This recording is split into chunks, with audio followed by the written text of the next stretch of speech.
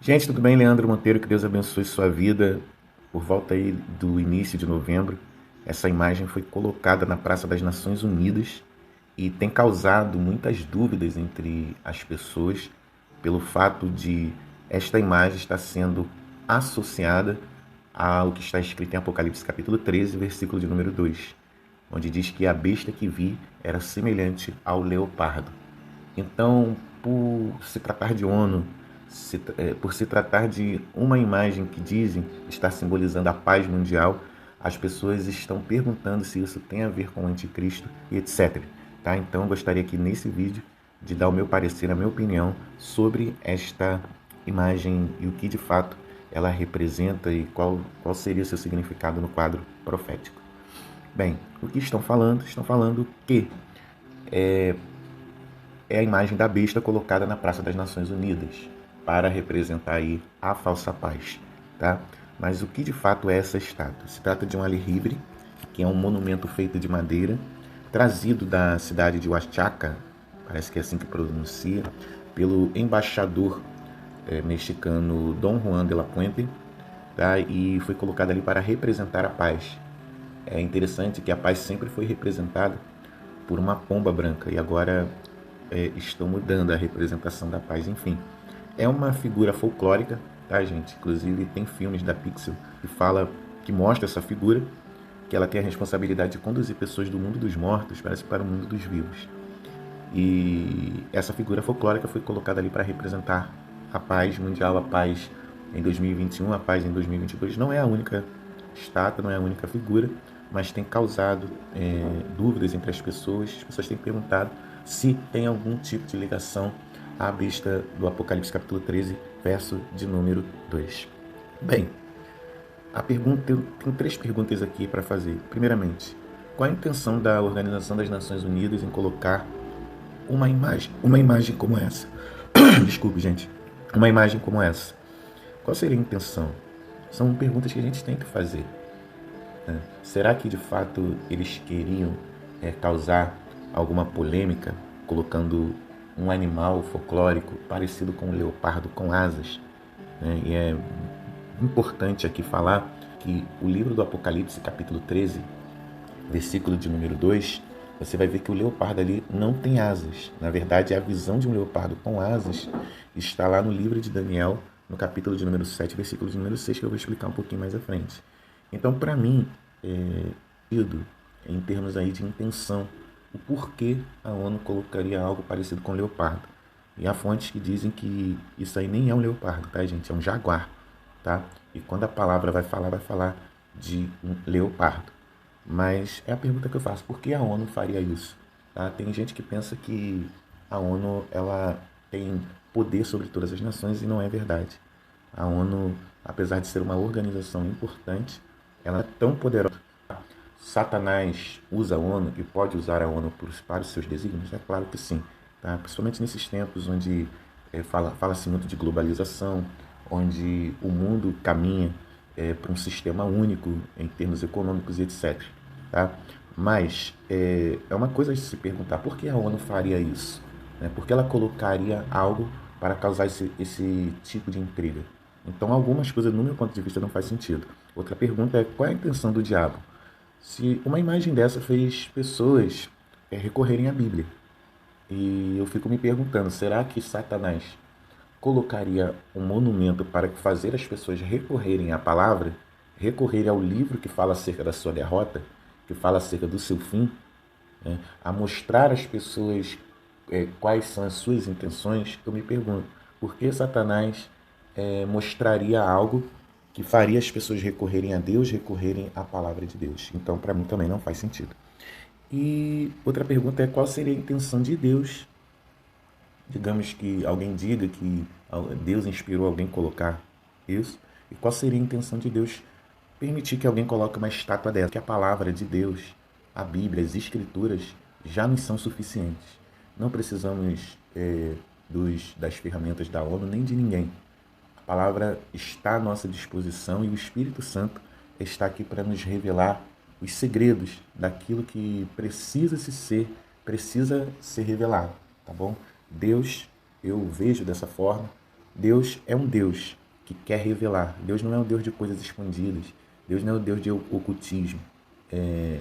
Deus não é um Deus que quer manter as coisas escondidas do seu povo. Deus é um Deus que revela. E temos que ter humildade em entender que se ele não revelou algumas coisas é porque não é o tempo. Tá? Porque, infelizmente, há pessoas que gostam de deturpar, há pessoas que gostam de forçar a barra em termos de conhecimento de coisas que Deus não quer mostrar. A palavra diz que tem coisas que ele não vai revelar agora e nem tem obrigação. Tem gente que diz que a Bíblia explica tudo. A Bíblia não explica tudo, gente. A Bíblia não tem obrigação de explicar sobre tudo. Então tenha cuidado sobre isso. Tenha cuidado com... Na verdade, tenha cuidado com esses tipos de coisas, tá? Porque as pessoas, infelizmente, elas estão, parece que desesperadas, desculpa o termo aqui, mas pelo pega para capar, o pau quebrar.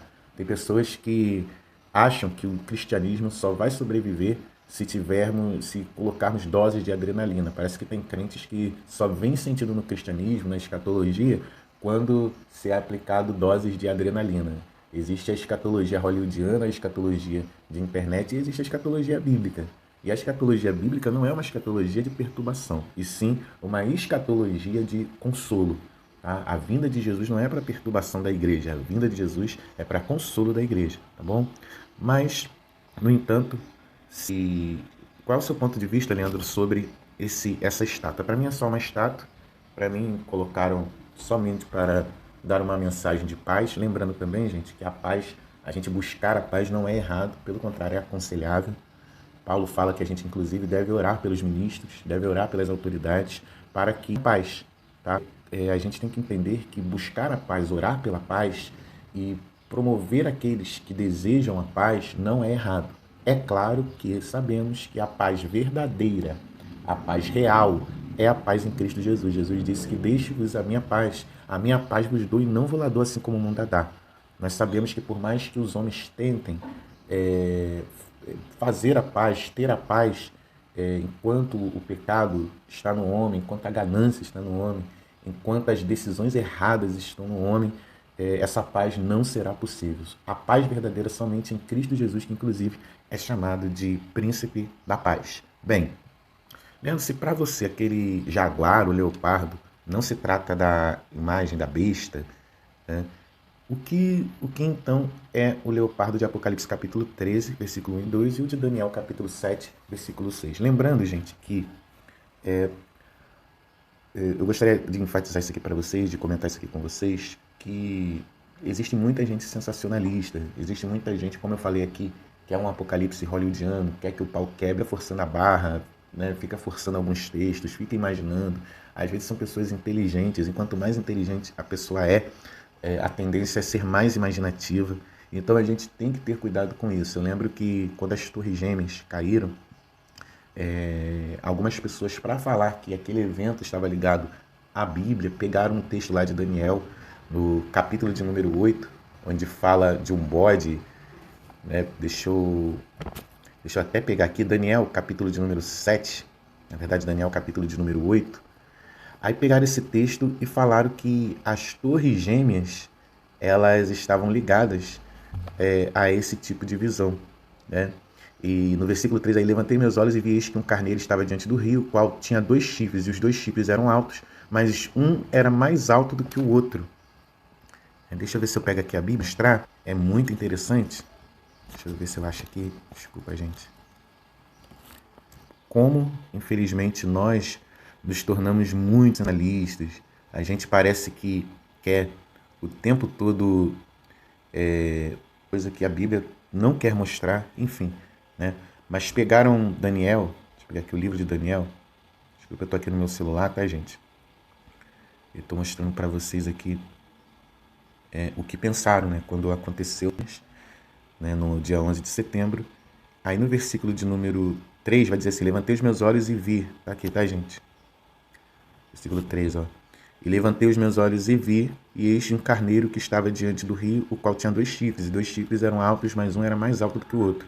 E o mais alto subiu por último, e vi que o carneiro dava marradas para o osso, podia resistir, e livrar-se da sua mão, e ele fazia conforme a sua vontade, e se engrandecia. E estando eu considerando, eis que um bode vinha do ocidente, sobre toda a terra, mas sem tocar no chão, e aquele bode tinha um chifre insígne entre os olhos, e dirigiu-se ao carneiro que tinha os 2 chifres, o qual eu tinha visto em pé diante do rio. Correu contra ele no ímpeto de sua força. E vi chegar perto do carneiro enfurecido contra ele, ferindo, quebrou os 2 chifres, e o bode lançou por terra e os pisou aos pés. E não houve quem pudesse livrar o carneiro da sua mão. Então, gente, o que acontece? Pegar um texto como esse e ligar o texto, associar o texto à queda das torres gêmeas. E infelizmente são coisas que muitos têm feito, tá? Eles querem pegar a Bíblia e submeter a Bíblia à história, e isso é perigoso.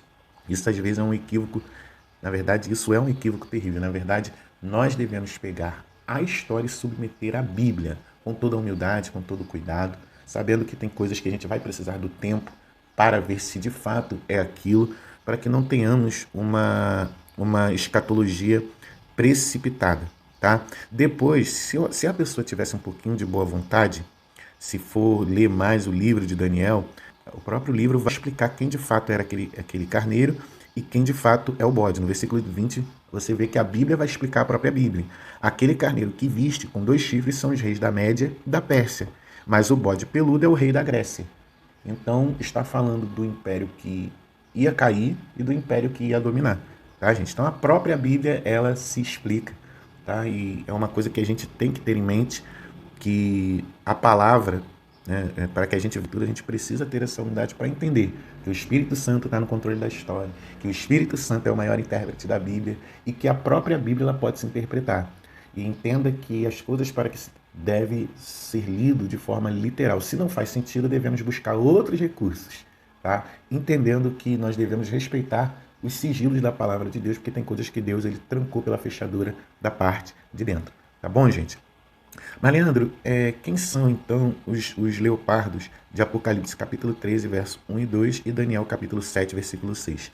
Esses leopardos não tem nada a ver com a imagem colocada ali na Praça das Nações Unidas, tá, gente? Mas o que é o leopardo, por exemplo, o leopardo de Daniel? A palavra vai falar ali, deixa eu pegar aqui o capítulo de número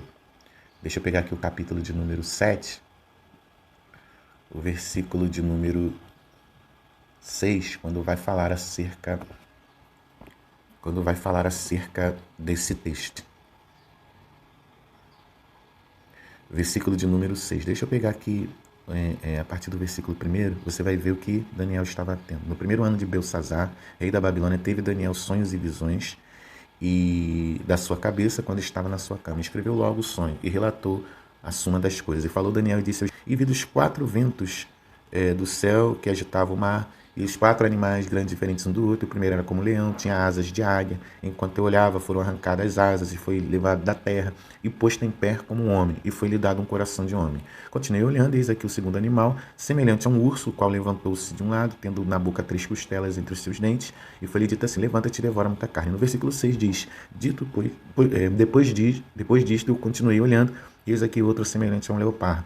Ele tinha 4 asas de ave nas suas costas, e tinha também este animal 4 cabeças, e foi lhe dado o domínio. Então, Daniel capítulo 7, verso de número 6, para quem conhece esse texto, vai falar acerca desta visão dos 4 impérios, dos que estão caindo, do que caiu e dos que vão chegar, né?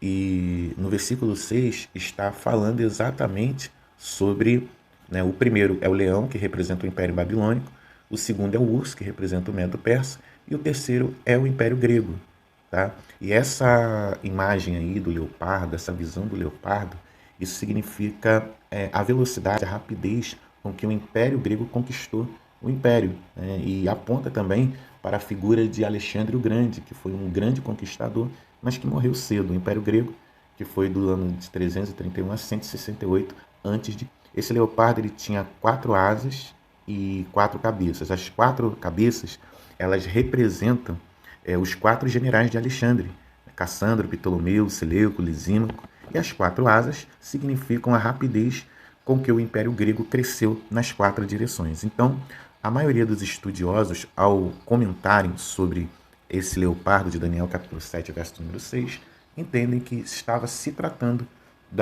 do Império Grego. E pelos contextos, né, inclusive a gente falou ali sobre a visão do bode, do carneiro, você vai ver que isso vai ser explicado pela própria palavra. Então, basta olhar para a palavra. O problema é que as pessoas, elas veem algumas visões, veem alguns textos, e elas não vão para a palavra. Elas querem fazer comparações com a história, querem fazer comparações com alguns fatos históricos, e por mais que façam sentido, a forma mais coerente, mais madura, mais equilibrada de se entender a Bíblia é, primeiramente, comparando as escrituras com as escrituras. Assim a gente pode evitar muitos problemas, tá, gente? E eu coloquei aqui embaixo aqui uma comparação de Daniel capítulo 2 e Daniel capítulo 7. No Daniel capítulo 2, já Daniel é dada ali a visão da estátua na cabeça de ouro, né, o peito ali de prata, a cintura ali de bronze, o restante de ferro, enfim. E tem um paralelo aí, uma comparação junto com Daniel também no capítulo 7, tá? Já ali o bronze é representado pelo que, na visão do capítulo 7, é o leopardo. Leandro, então quem é o do capítulo de número 13 de Apocalipse? Tá? Eu queria finalizar com vocês falando acerca desse capítulo 13. Vamos lá, deixa eu pegar o texto aqui novamente. Deixa eu pegar o texto aqui. Apocalipse, capítulo de número 13. Deixa eu pegar aqui, tá, gente? Apocalipse, capítulo de número 13, versículo de número 1 e versículo de número 2. Vamos lá. E pus-me sobre a areia do mar. Lembrando que quem está falando isso aqui é João, ele está na ilha de Patmos, ele está tendo essa visão. E pus-me sobre a areia do mar, e vi subir do mar uma besta que tinha 7 cabeças e 10 chifres. A linguagem profética, quando fala de mar, está falando do mundo, está falando de multidões, está falando certamente de nações. Então, quando a palavra diz que está subindo do mar, está subindo das grandes massas, das grandes multidões. Tá, gente? E vi subir do mar uma besta que tinha 7 cabeças e 10 chifres, e sobre os seus chifres 10 diademas, e sobre as suas cabeças o nome de blasfêmia.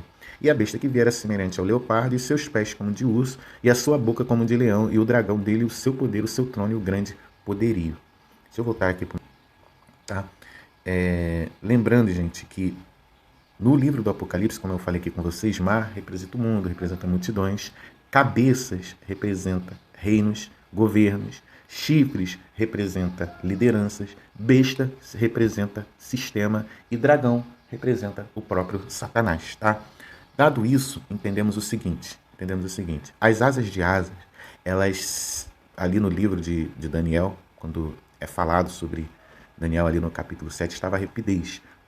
No livro do Apocalipse não existe essas asas, né? O animal não tem asas, mas é um leopardo. Um leopardo é um animal que anda mansamente, mas quando corre é uma velocidade fora do comum, tá bom? E essas 7 cabeças representam reinos, tá? E esses 10 chifres representam lideranças sobre esses reinos, tá? E a besta representa sistema. Cada vez que a palavra vai falar de besta, de fera, e no grego é exatamente isso, gente, fera, está falando de sistema, tá? Está falando de um sistema. Então, esse sistema, ele é comparado no Apocalipse capítulo 13 ele é visto como um leopardo. Por que está falando isso? Porque certamente vai ser algo que vai vir sorrateiramente e vai ter uma velocidade também muito grande, tá bom? E quando o Apocalipse fala que a besta era semelhante ao leopardo, está dizendo que o sistema vai ser um sistema veloz.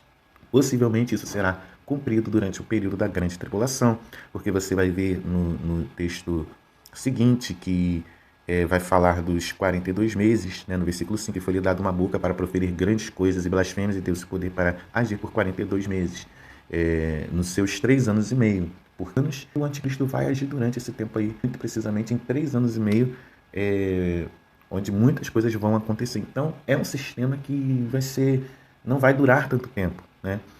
Então, o que acontece? A besta que viera semelhante ao leopardo, seus pés eram como de urso. Bem, gente, faz mais sentido comparar esse leopardo com o leopardo de Daniel e os pés de urso comparar com o urso de Daniel ali no capítulo 7, ou comparar com essa imagem que colocaram ali na Praça das Nações Unidas. E esse é o problema de muita gente. Desculpa. Esse é o problema de muita gente. As pessoas não querem comparar a Bíblia com a Bíblia. As pessoas querem inventar, as pessoas querem colocar coisas sem sentido, pegar informações que não estejam ligadas ao que realmente a Bíblia quer falar, enfim. As pessoas não deixam a Bíblia falar, elas querem forçar a barra, né? Alguns, infelizmente, querem ter like, querem ter visualizações e começam a falar coisas sem sentido. O problema é que muitos não vão para o YouTube falar. Então, tenha cuidado Tenha cuidado, tá? A besta que vier é semelhante ao leopardo, seus pés como de urso, certamente falando de um modus operandi tanto do Império Grego, pela sua velocidade, pela sua pegada, como de urso, os pés de urso que vinha destruindo tudo, tá? E a sua boca como um de leão, né? Lembrando que o leão também é citado ali em Daniel capítulo 7, que fala do Império Babilônico, possivelmente por sua linguagem, possivelmente por sua influência, enfim. E o dragão, que é o diabo, deu poder para esse sistema, deu trono para esse sistema e deu poderio para esse sistema. E uma de suas cabeças, que são erros, tá, foi ferida de morte, e a sua chaga mortal foi curada, e toda a terra se maravilhou após a besta. Possivelmente seja algum acidente, a destruição de um dos governos, tá? Possivelmente a destruição de uma das lideranças desse governo, só que vai haver algo, entre aspas, milagroso, que vai fazer com que as pessoas se maravilhem, tá? E vão se maravilhar após a besta. Inclusive vai ser dado permissão para que a besta vença os santos, e que acreditamos ser algo ligado à grande tribulação, onde vai haver mártires, onde vai haver pessoas que vão morrer por causa da palavra de Deus. Bem, gente, eu espero ter cooperado com vocês com essas informações. Se você tiver alguma dúvida, coloca aí no comentário, tá? Pode falar conosco, e eu tenho certeza que estamos aqui para ajudar, tá? Tenha cuidado. Também não estou dizendo que algumas coisas não fazem sentido, que não estejam ligadas ao fim dos tempos, mas antes de tudo, fique com as Escrituras, compare com as Escrituras, tenha humildade para entender os sigilos da Bíblia Sagrada e aguarde a Jesus Cristo com vigilância. E vigilância não é a gente ficar inventando, não é a gente se tornar uma espécie de CSI, um detetive para descobrir sobre a vinda, sobre quem é o anticristo. Embora a palavra diz que o anticristo vem, tá? A palavra diz que nós devemos desejar a vinda de Cristo. Eu não desejo vinda de anticristo, eu desejo vinda de Cristo. Tá? E é essa a nossa esperança. A vinda de Jesus é de esperança, e assim podemos dizer: Maranata, ora vem, Senhor Jesus. Que Deus abençoe sua vida, e dá um like aí nesse vídeo, curte ele, comenta se fez sentido para você e compartilha para alguém aí, tá? Fiquem com Deus.